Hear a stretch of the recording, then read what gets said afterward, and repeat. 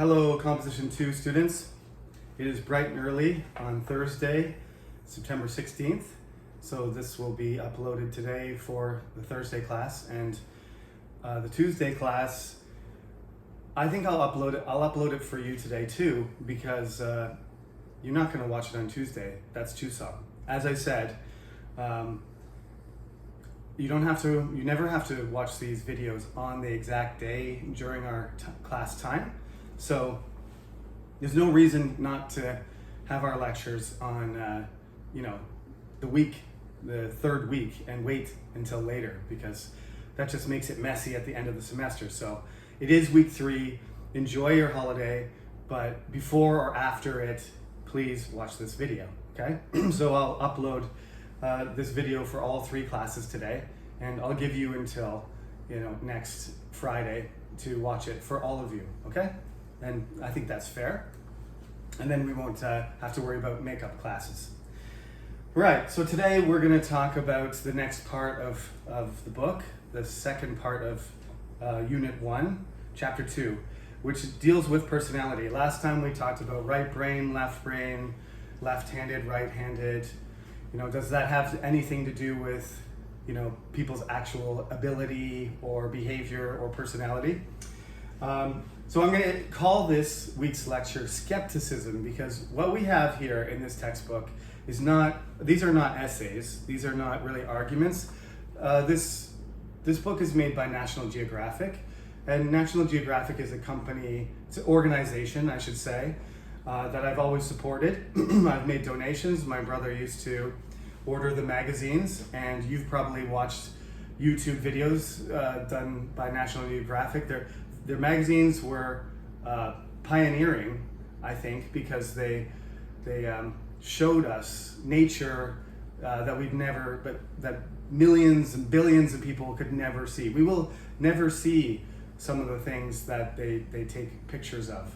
Someday, perhaps, some of us will go to the Antarctic or, African safari. But this organization has made us aware of nature in a way that was never possible before. You could hear when Vasco da Gama went down the Horn of Africa, you could, when his crew came back, this is a Portuguese man, 500 years ago. When he came back, he would be telling stories of like long-necked animals and gigantic animals that have huge teeth and can swallow a man, a hippopotamus. And all of these, animals sounded fantastic. And nature is beautiful, dangerous, amazing in a way that nothing else in our world is. We should respect and be aware of nature.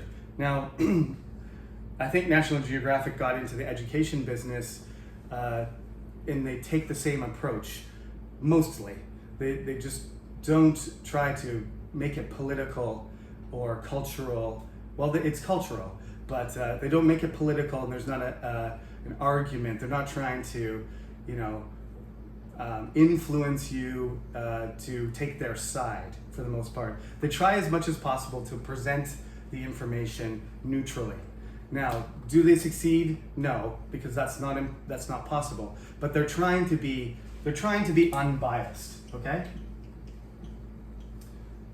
So you all know what bias means, right? A bias means to look at something from a certain perspective, from a certain angle, right? Bias is a perspective. It's a way of looking at something. And so, everybody is biased, but when you examine something or look at something from your own perspective and sort of disregard other ways of looking at it, then sometimes people can accuse you of bias, right?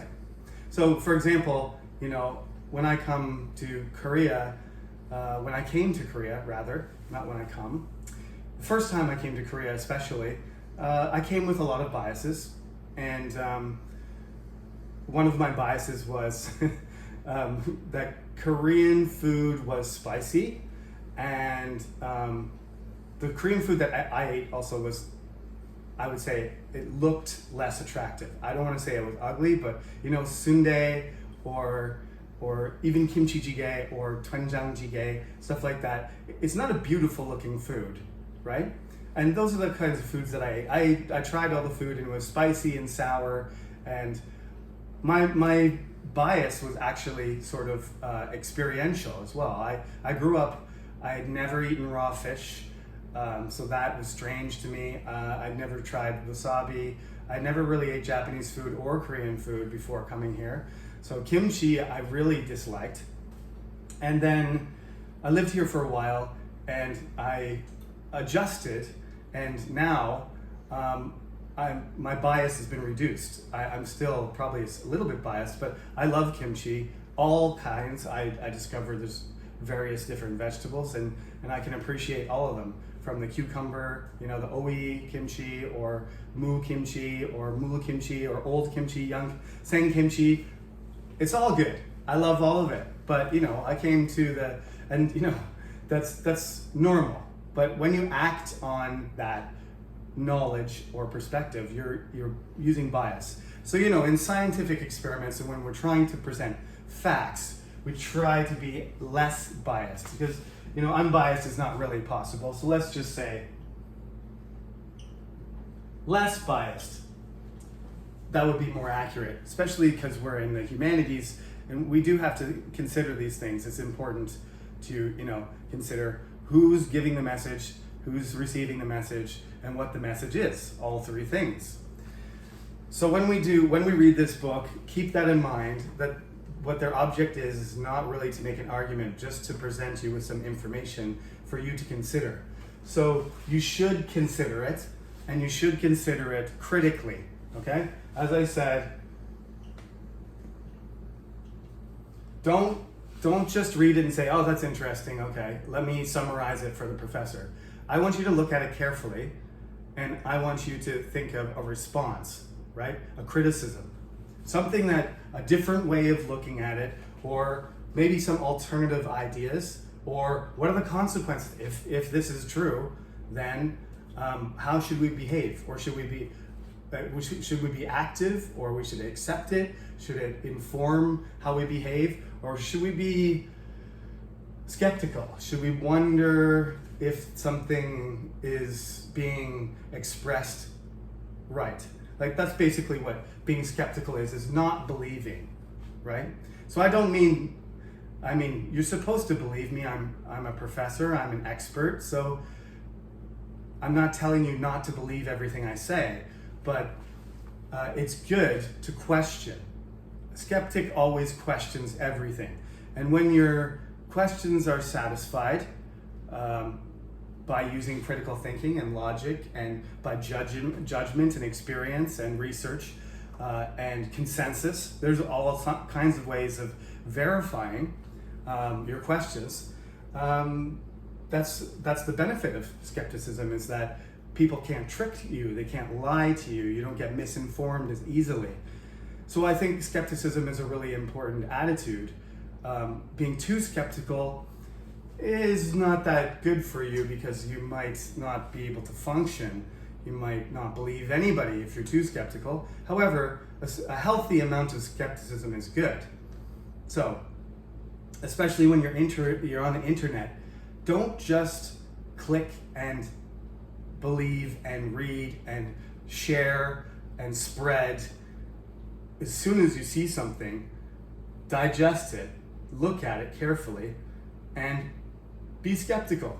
Like, what is the point of this? Where did it come from? Who said it? Is there a source? Is this relevant? Is this harmful or helpful? Think about those things. Take a minute.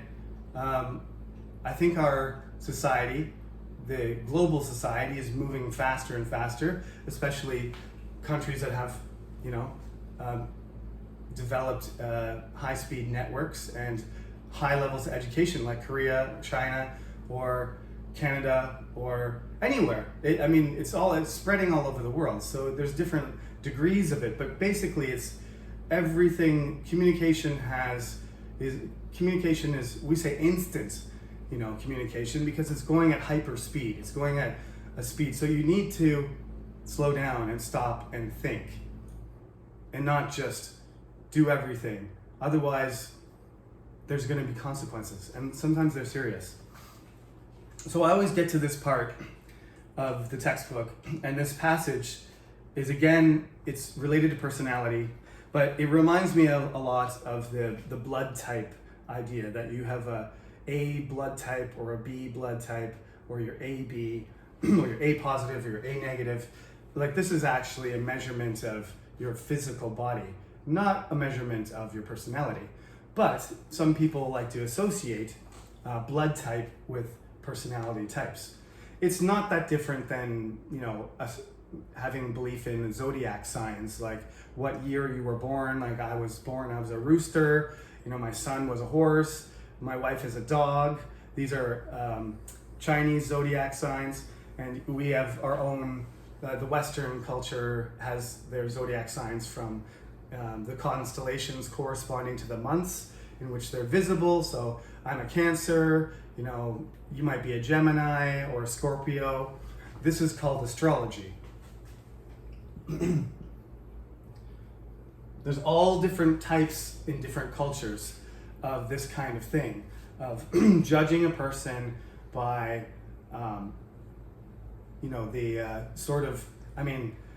it is scientific in that you're kind of born at a certain time during the year, and they make associations according to the signs in the sky, and the stars are moving, and it is true that you're born in a certain year, but to make that year the year of the horse, there's really no logical connection between horses and 2014. My son was born, and 1981 is the year of the rooster, but fire rooster, metal rooster, this is a pattern that was established a long time, thousands of years ago perhaps, in some cultures, and some people believe in following them, and that's fine. You can have a belief in them, but making important decisions on them or relating them to important things, relationships and things like that, like determining who your husband or wife is based on your blood type, is not the best strategy. You should be skeptical of people who tell you, you should definitely not marry Sagittarius because you're a Libra, and Libras and Sagittarius just don't get along. Okay? So anyway, that's the introduction to the whole topic. In this passage, I'll read the beginning of it. It's called Let's Face It. And after I read a little bit of it, then I'll kind of tell you why I think we need to be skeptical of many things, and we need to analyze the information that's here, not just take it passively, because we want to write arguments, and we want to, you don't want to write for no reason. We're all going to read this passage. You have to read it at home for homework, but what you write about it should be your own interpretation of it, and you should look at, what the consequences are and what it says and what it doesn't say. Don't forget, it's very short, so it's going to emphasize certain things, and don't just think about what they say in the article, but what they didn't say. So let's go here. The chapter is called Let's Face It, which is an appropriate name. I think is a good title. Some people believe that the shape of a person's face shows the general character of the person. Certainly general, because we can't really determine specific characters of people anyway. Even in psychology, it's very difficult. So that's, I think, a good expression, general character of a person. The Chinese believe that there are 8 basic shapes of the face, and each shape shows a special character. The shapes are round, diamond, rectangle, square, triangle, narrow forehead with a wide jaw, wide forehead, square chin, and wide forehead with high cheekbones. Here's what Chinese people say about these shapes.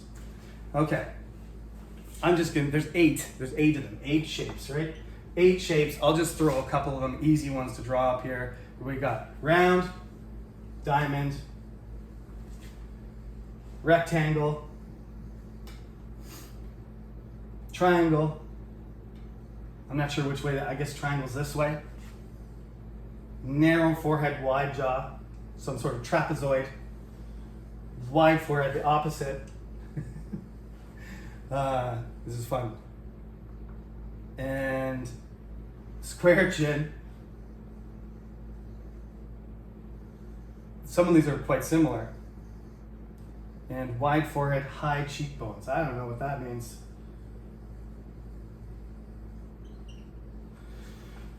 I'm not even sure exactly if my shapes are correct, but looking at these shapes, these are geometric shapes. Which one am I? Usually the students laugh at this point, and I ask people, okay, well, which one are you? None of them look very attractive to me. I think I'm probably more of a round one because I'm a little bit fat.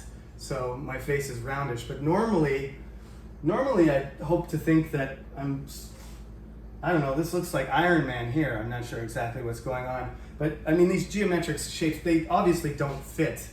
Nobody's face looks like that. This is a robot shape. You have to actually be made of metal to be this shape. So you're probably in between. Where am I? I'm in between this one and this one. So like when you do the reading, you choose one or the other, you blend the two together. I mean, it's kind of arbitrary, right? These shapes are clearly different from each other, but people's faces aren't. People's differences in you know, their skeleton, their head shape, they're not clearly different. There's a spectrum.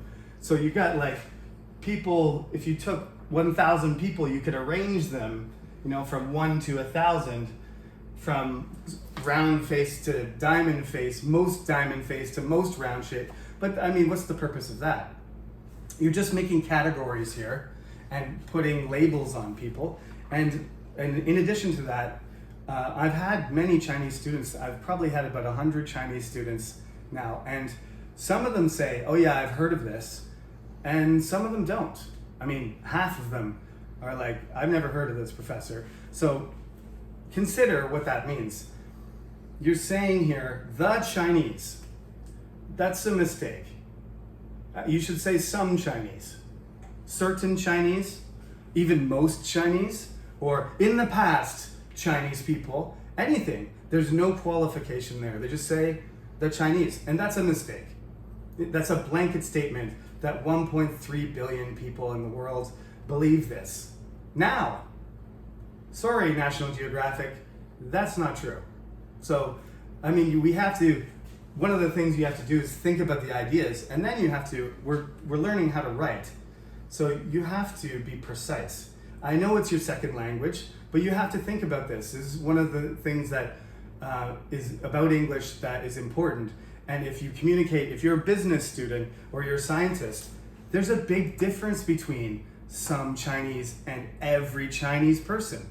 If you write a scientific article and you say, the Chinese, this, that means all Chinese people. And if you say, the Chinese people in our study, or 100 Chinese people, or some Chinese people, or the Chinese people from this place, 50%, that's all accurate. But if you make a blanket statement like that, you end up stereotyping. You end up saying everybody's like that. Right? And of course, you do stereotype, you have to. Canadians play ice hockey and they're friendly. Those are stereotypes. I don't care if you say that because they're positive stereotypes, but if I didn't fit that stereotype, for example, I won't choose friendly because that's pretty universally, but let's just choose something else, like a little bit more nuanced. All Canadians play ice hockey and they're energetic, but you're a shy Canadian who doesn't play ice hockey. Are you then not a Canadian? That's where you run into problems with stereotypes is, yes, they're useful in a general sense, but when you meet an individual or a smaller group, or you go to one part of Canada, or a Canadian is abroad, or Korean, Chinese, American, European, doesn't matter. When you apply that stereotype to an individual, you end up with a lot of problems. And negative stereotypes are sometimes useful for things like, okay, at night in Canada, it's dangerous to walk alone, after 1 o'clock.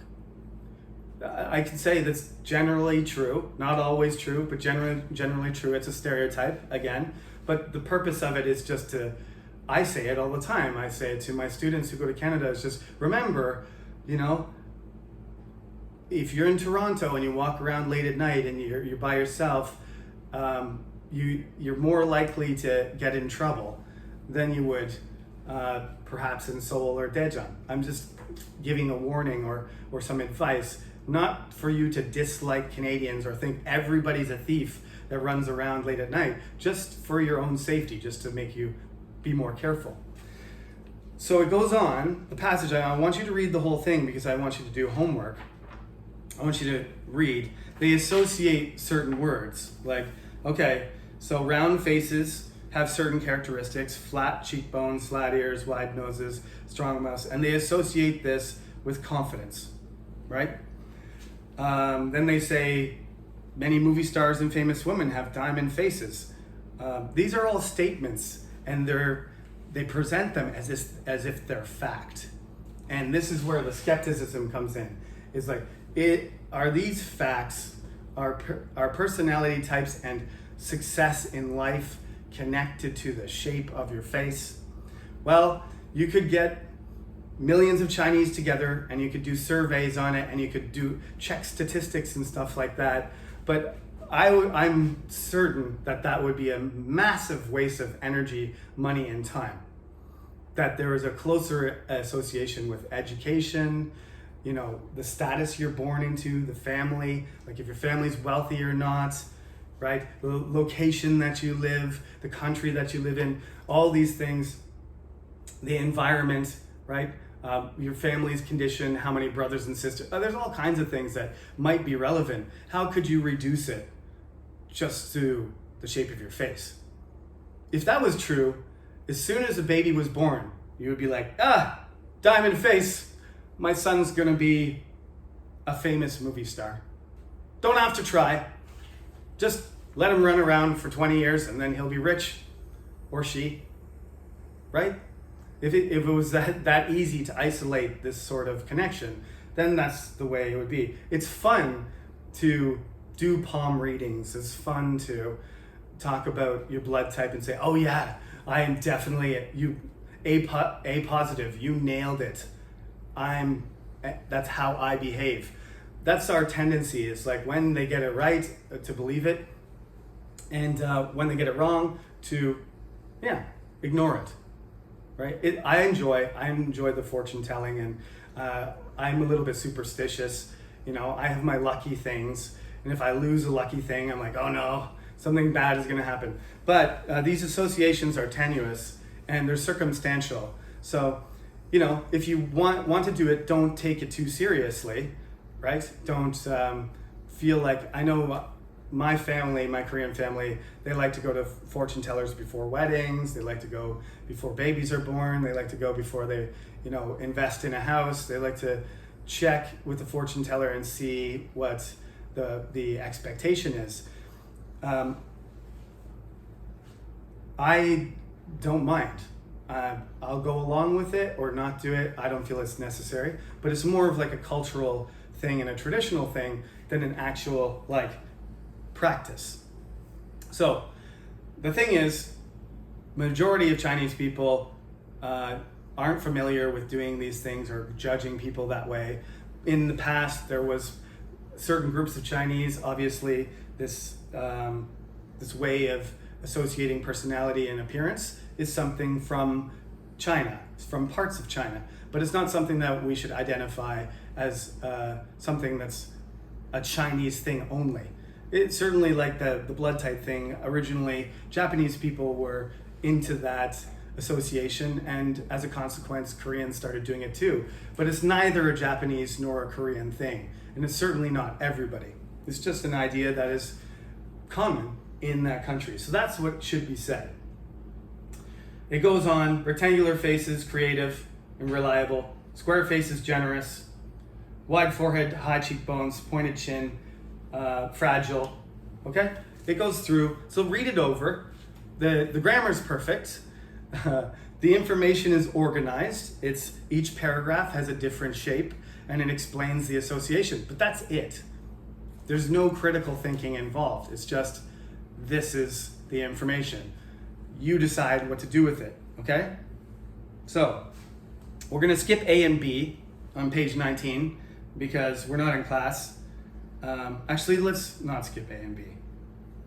Let's do B. Who in your class has high cheekbones? That question you can just skip, number 2, because you're not looking at anybody in class. So do B, do 1, 3, 4, 5, and 6. Full sentence, okay? You have to hand this in, you have to submit it on the Cyber Campus, right? Since there's Chuseok, I'll give you an extra week to do it. So we'll say this is due in 2 weeks, okay? Not next week, but in 2 weeks. But I want you to do B, 1 to 6, skip number 2, all right? You don't need to worry about the vocabulary building, and then I want you to do the reading comprehension, looking for details, discussion, and critical thinking. So I would like you to do, it's page 19, 20, and 21, but skip A and skip vocabulary building. So skip the vocabulary building stuff. I think you can do that on your own, but I want you to do, especially I want a full sentence for every answer except for the multiple choice, but I want a full sentence and explanation for every one. Otherwise it's not complete, okay? If you don't write enough, you'll get half, not full. So it's either complete it and do full sentences, good explanations, or you get half. If you don't complete it and you don't hand it in, you get 0. That's it. 0, 50, or 100. Okay? So the most important part is the discussion part and the critical thinking part. So in the discussion section on 21, you have to answer the question. Give a reason. Don't just say yes, no, I think so. You have to say because and explain. Okay? That's discussion question number 1.